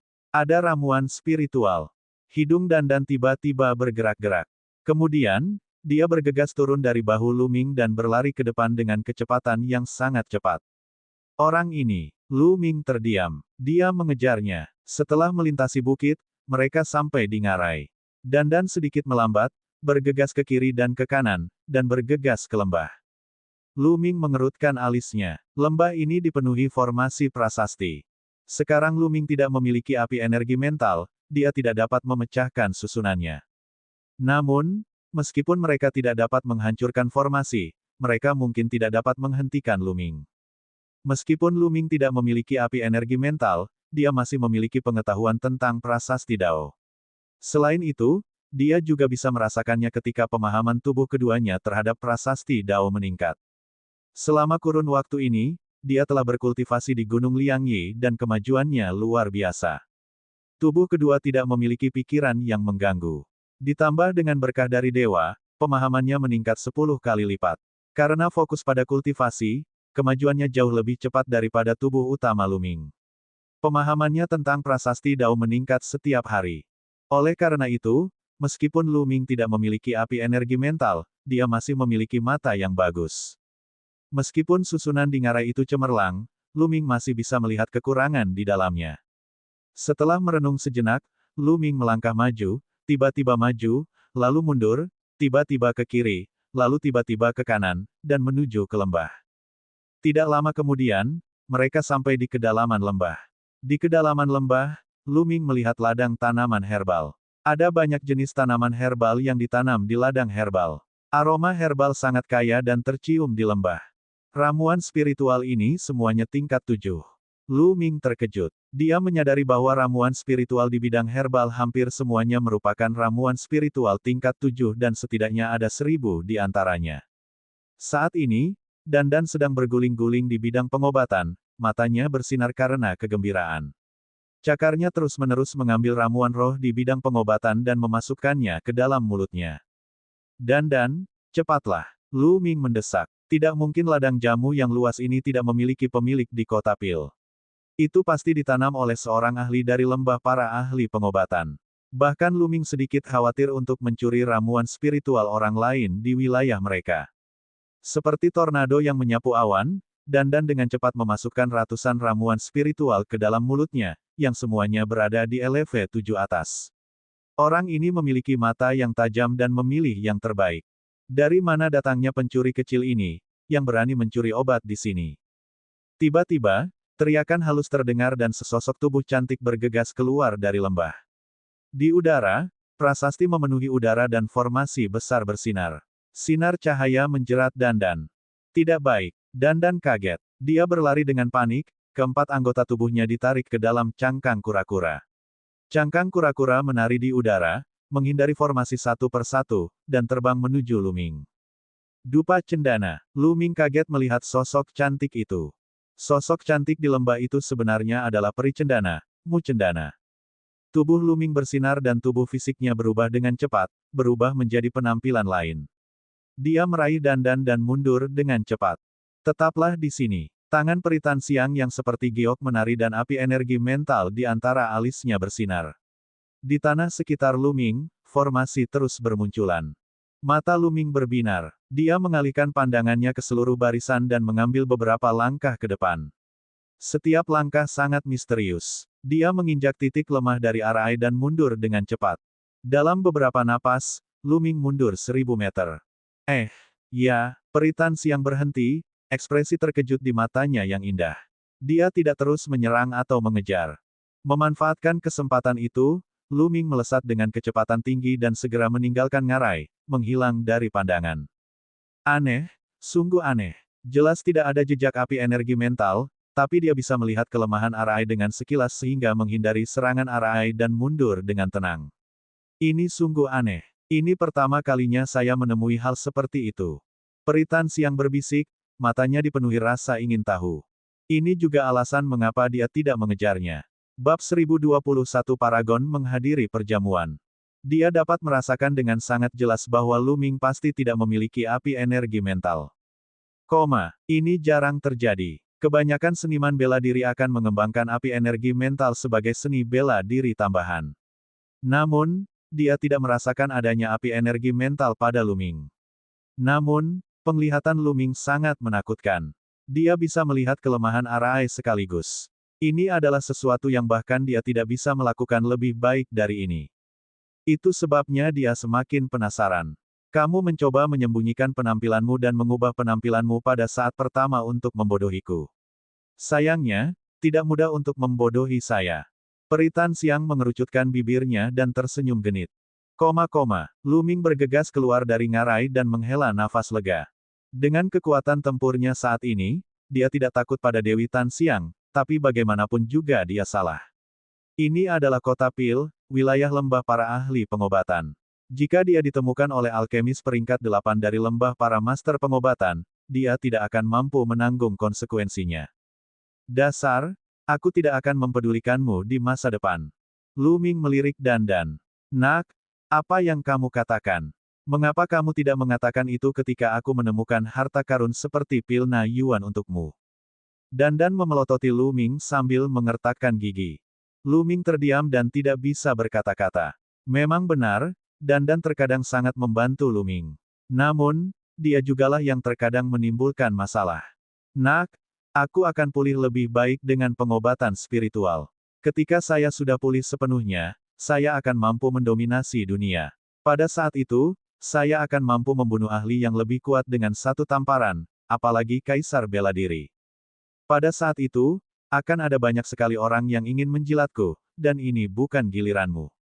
Dandan berkata dengan bangga, "Oh, berapa lama waktu yang Anda butuhkan untuk pulih sepenuhnya? Obat roh tingkat apa yang Anda butuhkan?"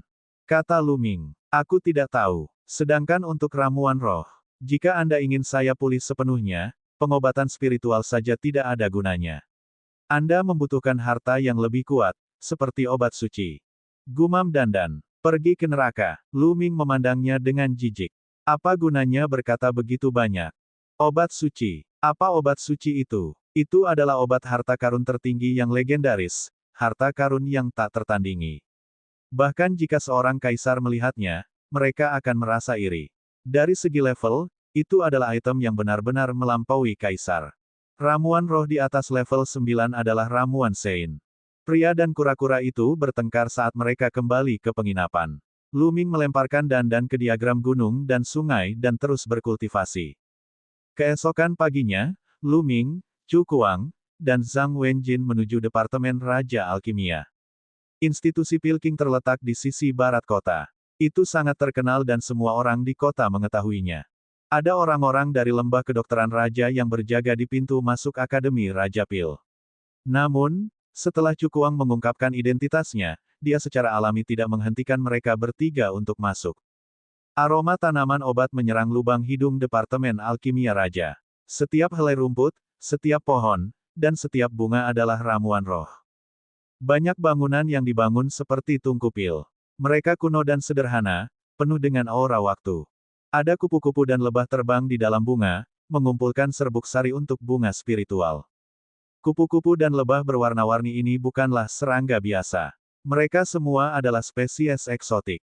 Misalnya, masing-masing lebah itu adalah binatang iblis peringkat 5, setara dengan kultivator kerajaan. Madu yang mereka hasilkan di masa depan akan menjadi obat yang berharga bagi kota. Memasuki Akademi Raja Alkimia dan mencium aroma obat, membuat seseorang merasa segar dan bernapas dengan lancar. Jika orang biasa memasuki tempat ini dan tinggal di lingkungan seperti itu selama beberapa hari, mereka pasti tidak akan sakit dan hidup sampai usia 100 tahun. Lu Ming mendecakkan lidahnya dengan heran. Lembah para ahli pengobatan mirip dengan sekte jimat-jimat. Mereka berdua adalah sekte utama dalam prasasti Dao. Namun, sekte jimat-jimat lebih condong ke arah gulungan jimat dan boneka, sedangkan lembah para ahli pengobatan lebih condong ke arah alkimia. Nasib mereka sangat mirip dengan sekte jimat-jimat. Mereka berdua pernah memiliki seorang kaisar, tetapi sekarang kaisar tersebut telah meninggal dunia. Faktanya, Sekte jimat-jimat bukan lagi kekuatan Tuan, karena tidak ada kaisar yang mengawasinya. Lu Mingdong melihat lebih dekat dan berjalan mengitari halaman beberapa kali. Ketika mereka sampai di halaman lain, halaman itu sudah penuh dengan orang. Mereka semua adalah anak muda, dan tidak ada sosok generasi tua. Ada sekitar 10 meja, sekitar 80 hingga 90 orang, dan di sampingnya, para murid dari lembah para ahli pengobatan berjalan berkeliling, membawa pot-pot berisi anggur. Beberapa orang tidak sabar untuk menuangkan anggur, dan aromanya langsung menyerang hidung dan menyebar ke segala arah. Anggur yang enak, ini anggur yang sangat enak. Hidung Cukuang bergerak-gerak, dan matanya berbinar. Ini memang anggur yang enak. Lu Ming juga kagum. Bahkan sebelum meminumnya, Lu Ming bisa merasakan bahwa ini pasti anggur yang enak. Selain itu, ada banyak jenis ramuan spiritual di dalam anggur. Itu jelas bukan anggur biasa. Saudara Lu, ini pelataran luar. Jenius kelas 3 ke atas harusnya berada di pelataran dalam. Cukuang mengirimkan transmisi suara ke Lu Ming. Jadi begitu, Lu Ming tiba-tiba menyadari. Pantas saja dia tidak melihat satupun jenius terkenal di sini, apalagi jenius kelas 2 seperti Dewi Tan Xiang, Jing Conling, dan Jun Yue. Ternyata mereka terbagi menjadi pelataran dalam dan pelataran luar. Jelas, hanya favorit surga kelas 3 ke atas yang bisa memasuki pelataran dalam. Cukuang, Zhang Wenjin, dan Lu Ming berjalan menuju pintu di depan mereka, menarik perhatian banyak orang. Itu Cukuang dan Zhang Wenjin. Saya sangat iri. Favorit surga kelas 3 atau lebih dapat memasuki pelataran dalam dan minum serta mengobrol dengan wanita cantik tiada taraf seperti Dewi Tan Xiang dan Jing Conling. Saya mendengar bahwa anggur berkualitas di pelataran dalam bahkan lebih berharga. Siapa anak itu? Kenapa aku belum pernah melihatnya sebelumnya? Jika dia berani memasuki pelataran dalam, dia mungkin akan diusir. Pada akhirnya, banyak orang memandang Lu Ming dengan heran. Ini karena mereka merasa Lu Ming sangat asing. Mereka belum pernah melihatnya sebelumnya. Hanya Hai Ziming, Ling Yunkong, dan beberapa favorit surga lainnya dari sekolah bela diri Gunung Terapung yang tampak normal. Mereka tahu betul bahwa Lu Ming jelas merupakan anak ajaib kelas 3. Tentu saja, Lu Ming juga mendengar ini. Dia mengabaikannya dan berjalan melewati gerbang menuju halaman dalam. Ada sebuah danau kecil di halaman dalam, dan lingkungannya bahkan lebih elegan dan unik. Ada paviliun di samping danau. Di paviliun, ada sebuah meja, dan di sekeliling meja, hanya ada 6 orang. Ada 5 dari mereka, peri cendana, Jing Conling, Jun Yue, Yin Bupo, Master Darah Luo, dan seorang pemuda berkulit putih. Lu Ming belum pernah melihatnya sebelumnya, tapi dia tidak diragukan lagi adalah favorit surga kelas 2. Kalau tidak, dia tidak akan memenuhi syarat untuk duduk di posisi itu. Di bawah paviliun, ada 2 meja, dan lebih dari selusin sosok muda duduk di sana. Orang-orang ini jelas merupakan favorit surga kelas 3. Jadi itu saudara Chu dan Rindu Sang. Silakan. Peri Tan Xiang melambaikan tangannya dan tertawa kecil. Saat dia menoleh untuk melihat Lu Ming, ekspresi terkejut melintas di matanya. Lalu, dia tersenyum. Bagaimanapun, Lu Ming memiliki hati nurani yang bersalah. Jantungnya berdetak kencang, dan dia dengan cepat menyembunyikan auranya dan tidak melihat ke arah Peri Tan Xiang. Haha, Cukuang, sudah lama sekali sejak terakhir kali aku melihatmu. Saya ingin tahu apakah kekuatan Anda meningkat akhir-akhir ini. Saat ini, suara arogan terdengar. Lu Ming melihat ke arah suara itu. Orang yang berbicara adalah seorang pemuda berjubah merah darah. Dia kekar dan memiliki ekspresi arogan di wajahnya. Dia sedang duduk di salah satu dari 2 meja. Huang Kui, kamu beruntung memenangkan pertarungan keberuntungan karma. Tidak perlu terus-terusan membicarakannya. Cukuang berkata dengan dingin, wajahnya agak tidak enak dilihat. Keberuntungan, hehe, kamu benar-benar tahu cara menaruh emas di wajahmu. Pemuda berjubah merah darah itu mencibir. Dia melirik Zhang Wenjin dan Lu Ming, dan akhirnya memusatkan perhatian pada Lu Ming. Dia berkata, Cukuang, kenapa kamu tidak masuk sendiri? Siapa orang ini? Hak apa yang dia miliki untuk masuk ke tempat ini? Apakah dia tidak mengetahui identitasnya? Apakah ini tempat di mana sampah bisa masuk? Bab 1022 Anggur Rohani yang Langka. Huang Kui mencibir pada Lu Ming dengan ekspresi jijik. Lu Ming sedikit mengernyit. Dia tidak mengatakan sepatah kata pun ketika dia masuk tetapi Huang Kui mendatanginya atas kemauannya sendiri. Huang Kui, saudara Lu memiliki kualifikasi untuk memasuki tempat ini. Kata Cukuang dengan wajah cemberut. Haha, memenuhi syarat. Apakah menurut Anda saya memenuhi syarat karena Anda mengatakannya? Lalu siapapun boleh mendatangkan orang, apakah masih ada aturannya? Huang Kui mencibir dan kemudian memandang Dewi Tan Xiang. Peri, saya sarankan kita mengusir orang ini. Namun, sebelum Huang Kui menyelesaikan kalimatnya, Dewi Tan Xiang mengangkat tangannya dan memotongnya. Saudara Huang, kamu tidak perlu mengatakan apapun.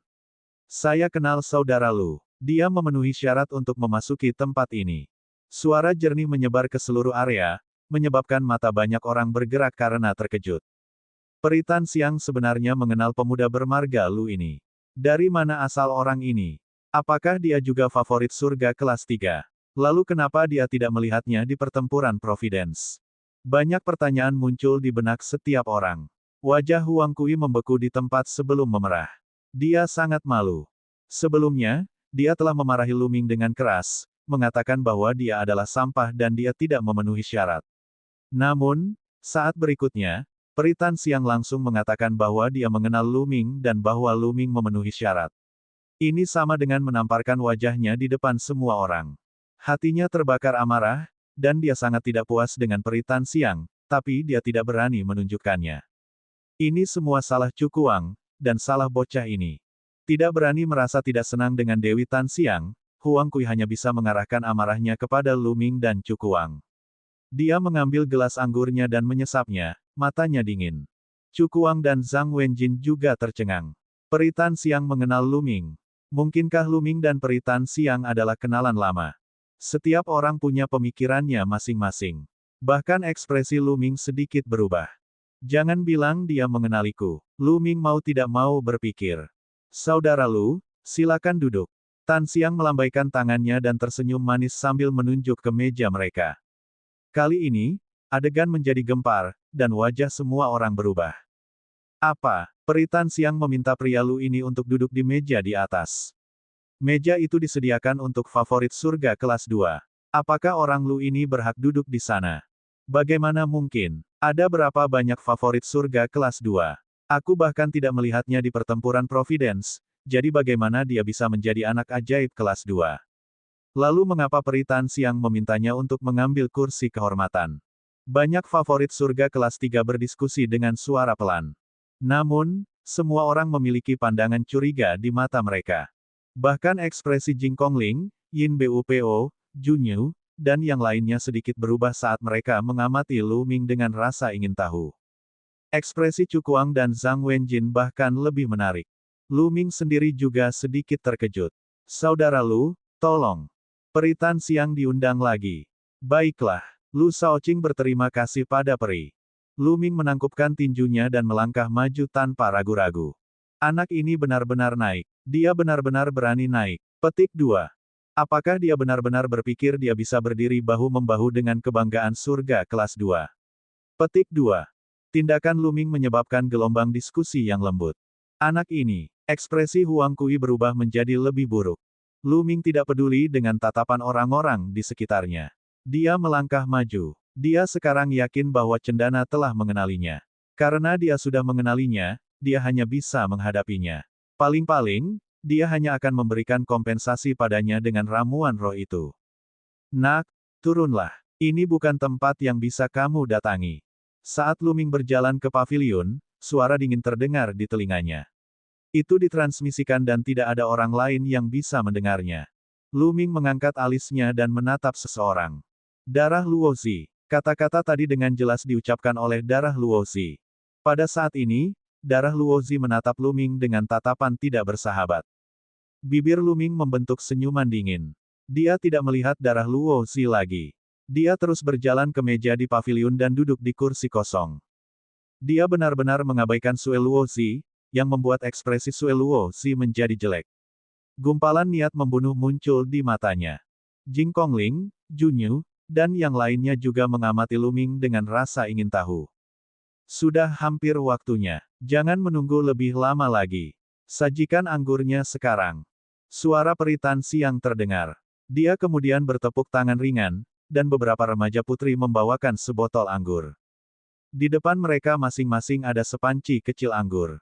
Anggur pertama yang disajikan disebut, api yang membakar hati. Semuanya, silakan cicipi. Peri Tan Xiang berkata dengan suara manis.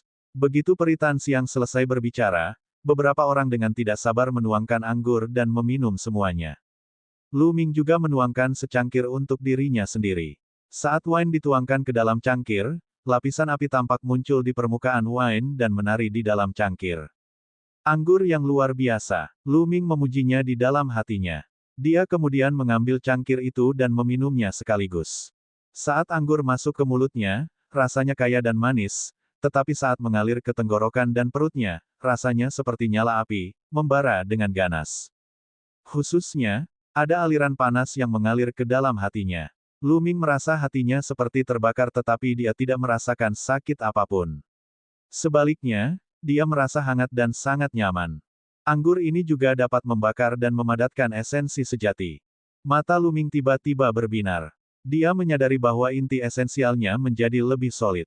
Anggur yang enak. Lu Ming mau tidak mau menuang secangkir lagi untuk dirinya sendiri dan menghabiskannya. Setelah itu, Lu Ming menuangkan beberapa gelas anggur dan menghabiskan sebotol anggur dalam waktu singkat. Lu Ming menjilat bibirnya, tampak seperti belum merasa muak. Hal yang sama terjadi pada yang lainnya. Bahkan beberapa wanita yang tidak menyukai alkohol telah menghabiskan semuanya. Anggur yang enak, hati yang membara. Anggurnya memang sebagus namanya. Seorang pria muda berkulit putih di samping Lu Ming menghela nafas. Orang ini adalah jenius tak tertandingi dari Akademi Tianxia, Kong Xin. Ini memang anggur yang enak. Junyu juga menghela nafas kagum. Cahaya iblis melintas di tubuhnya dan auranya sangat kuat. Bagus jika semua orang menyukainya. Usaha adik perempuanku tidak sia-sia. Selanjutnya, saya akan mengundang semua orang untuk mencicipi anggur kedua. Peri Tan Xiang terkekeh lalu bertepuk tangan. Wanita muda lainnya membawakan sepoci anggur, dan setiap orang masih memiliki satu pot. Anggur ini disebut embun pembersih roh. Peri Tan Xiang memperkenalkan. Dengan nyala api yang membakar anggur hati dari sebelumnya, banyak orang tidak lagi terburu-buru dan mulai minum. Lu Ming menuangkan secangkir dan meminumnya sekaligus. Perasaan yang diberikan anggur ini benar-benar berbeda dari amukan api sebelumnya yang membakar anggur hati. Begitu anggur ini masuk ke perutnya, perasaan dingin menyebar ke seluruh tubuhnya dan akhirnya berkumpul di pikirannya. Pada saat itu, Lu Ming merasa pikirannya sangat jernih dan pikirannya aktif. Itu beberapa kali lebih kuat dari biasanya. Jantung Lu Ming berdetak kencang.